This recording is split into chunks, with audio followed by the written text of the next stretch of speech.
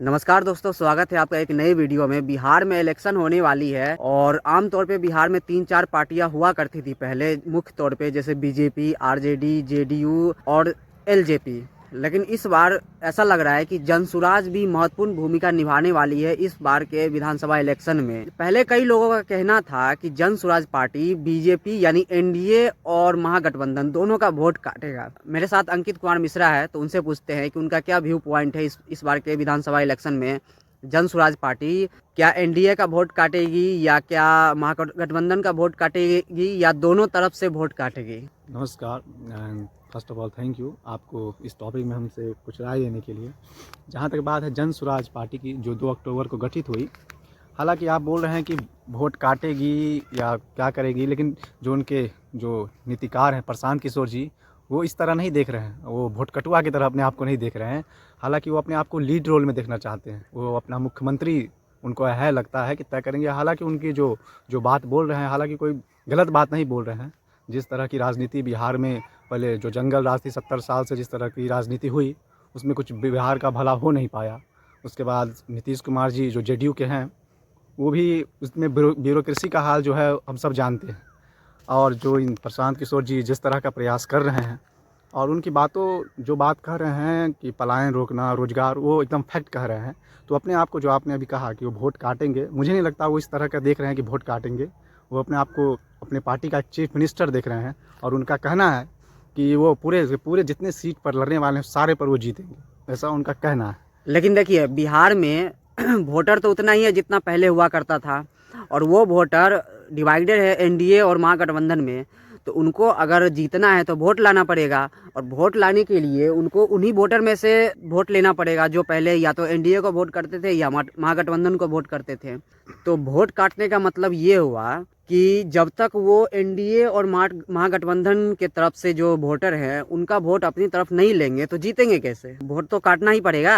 हाँ, जीतने के लिए ये है कि इतना वोट लाना चाहिए कि किसी विधानसभा कॉन्स्टिट्यूएंसी में मैक्सिमम वोट लाए, उसमें दोनों इंक्लूड होगा तभी। लेकिन इस पर आप कुछ और कहना चाहते थे, कहिए। मैं ये जो मैंने अभी बात कहा, वो वो मेरा व्यू नहीं था, ये उनका कहना था। मेरा व्यू यह है कि वो जो कह रहे हैं कि ठीक है कह रहे हैं, मैं ये भी नहीं कहता कि जनसुराज पार्टी इस बार जीत ही जाएगी।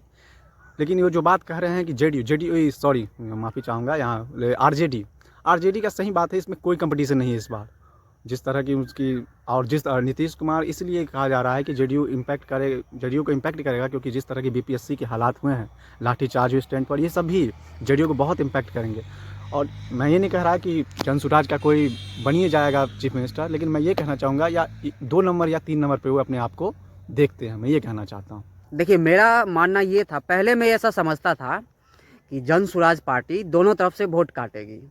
लेकिन कुछ दिनों से, खास तौर पे बीपीएससी का जो आंदोलन हुआ था छात्रों का, बीपीएससी एग्ज़ाम में जो पेपर लीक का था मुद्दा, उस टाइम के बाद मैं ऐसा देख रहा हूँ कि प्रशांत किशोर और एंटायर जनसुराज पार्टी का जो मूव है वो कांग्रेस का जो रणनीति होता है, जो पॉलिसी होता है, उसकी तरफ शिफ्ट हो गया है।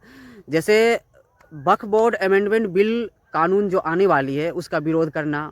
वक्फ बोर्ड को लेकर हम जनसुराज की, प्रशांत किशोर की बिल्कुल हम लोग की स्पष्ट बात है। हम लोग इस जो कानून बना है उसके विरोध में हैं, और चूंकि पार्लियामेंट में जो नंबर है उसमें तो लोग विरोध कर ही रहे हैं। मेरा मानना है कि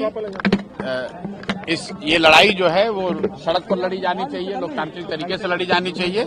वक्फ का जो मामला है, देश में 20 करोड़ मुसलमानों की भावनाओं को, उनकी इच्छा, उनकी सहमति के बगैर आप कानून नहीं बना सकते हैं। जैसे आप किसी भी समाज के वर्ग के सहमति के बगैर कानून नहीं बना सकते हैं, वैसे ही 20 करोड़ मुस्लिम साथियों के भावनाओं के खिलाफ जाकर आप कोई कानून बनाएंगे तो वो सफल नहीं हो सकता है। तो वक्त पर हम लोग बिल्कुल उसके विरोध में हैं और इस कानून के पक्ष में नहीं है। उसके विरोध में कांग्रेस भी है, आरजेडी भी है और जनसुराज भी आ गई है। तो अब ऐसा लग रहा है कि जनसुराज पार्टी का कंपटीशन कांग्रेस और आरजेडी के ही साथ है, बीजेपी के साथ अब नहीं है।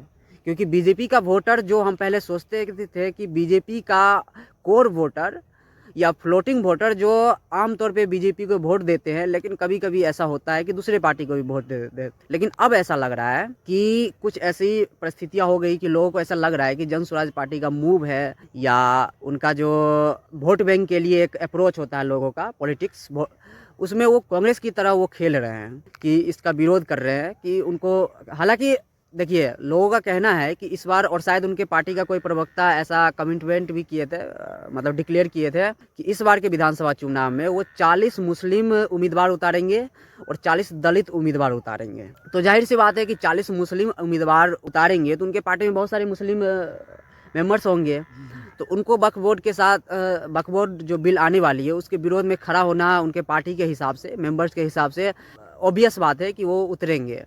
लेकिन वोट बैंक, मेरा मुद्दा ये था कि शुरू का ही मेरा टॉपिक ये था कि क्या प्रशांत किशोर एनडीए का वोट काटेंगे या महागठबंधन का वोट काटेंगे या दोनों का वोट काटेंगे। लेकिन आजकल के जो मूव है उससे मेरा ऐसा लग रहा है कि वो अगर वोट काटेंगे, अगर वो सिग्निफिकेंट परफॉर्मेंस करेंगे, अच्छा प्रदर्शन करेंगे तो वोट तो काटना ही पड़ेगा। तो अब मुझे ऐसा लग रहा है कि अगर वो वोट काटेंगे तो महागठबंधन का ही वोट काटेंगे, क्योंकि आपने देखा होगा कि जो भी स्टेट इलेक्शन हो रहे हैं या और लोकसभा इलेक्शन में भी बीजेपी का वोट परसेंटेज नहीं घटता है। हारते भी हैं तो उनका वोट परसेंटेज 0.5 से घटता है मैक्सिमम, उनका वोट परसेंटेज घटता नहीं है। तो बीजेपी का जो कोर वोटर है उसको तोड़ना एक तरह से समझिए कि आजकल के टाइम में नेक्स्ट टू इम्पॉसिबल है। लेकिन जो फ्लोटिंग वोटर है उसको आप काट सकते हैं। लेकिन अब तो जो राजनीति हो गई है अब थोड़ा क्लियर लग रहा है, नहीं लग रहा है? सो देखिए, प्रशांत किशोर जी, जहाँ आप जो बोला कि वक्फ बोर्ड बिल का सपोर्ट करते हैं वो, लेकिन मैं ये देख रहा हूँ, मैं बिहार के संदर्भ में देख रहा हूँ कि प्रशांत किशोर जी जानते हैं कि आरजेडी जो है एमवाई समीकरण पर खेलती है पूरा वोट, और जन स्वराज पार्टी के जो नीतिकार हैं वो बहुत चतुर हैं। वो जानते हैं कि मुस्लिम का अगर वोट हमने पा लिया, यादव भी कुछ जो पढ़े लिखे हैं वो मूव करेंगे इधर, अगर जो उनके बात वो दलित का वोट चला गया तो एक तरह से हो सकता है कि जीत भी जाए, ऐसी बात नहीं है। और मेरा पर्सनल व्यू है, 17 साल हमने आरजेडी को दिया, जेडीयू को भी देख ही लिया, लेट्स सी व्हाट अपन, एक बार इनको भी ट्राई करके देखा जाए क्या कुछ हो सकता है। वो अलग बात है।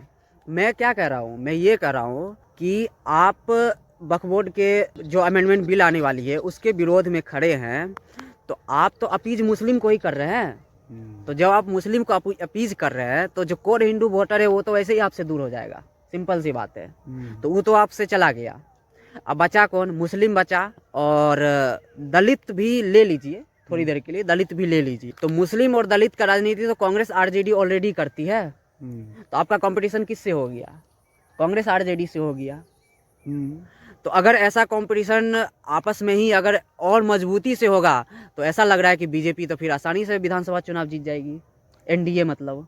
अब तो ये तो चुनाव के बाद ही पता चलेगा, ये अपना अपना ओपिनियन है सबका। मेरा भी ओपिनियन, मतलब हम लोग का ओपिनियन था। हमने ऐसा किसी के पक्ष में नहीं है, जो हाँ, फैक्ट देखा हमने उसी का। हाँ, जो परिस्थितियां बन रही है, जिस तरह की चालें चली जा रही है, जिस तरह के बयाने दिए जा रहे हैं पार्टियों की तरफ से, जो समर्थन या विरोध जो हो रहा है पार्टियों की तरफ से, उस बेसिस पे हमने एक ओपिनियन बनाया और वही आप लोगों के साथ शेयर किए हैं। तो आपको कैसा लगा आज का वीडियो कमेंट में बताएं, और अगर आप नए हैं इस चैनल पे तो चैनल को सब्सक्राइब करिए, क्योंकि और लाइक करिए, क्योंकि इस चैनल पे मैं पॉलिटिकल, कल्चरल, सोशल और साइंस, स्पिरिचुअलिटी, इन सब चीज़ों के बारे में मैं बहुत ही डीपली वीडियो बनाता हूँ।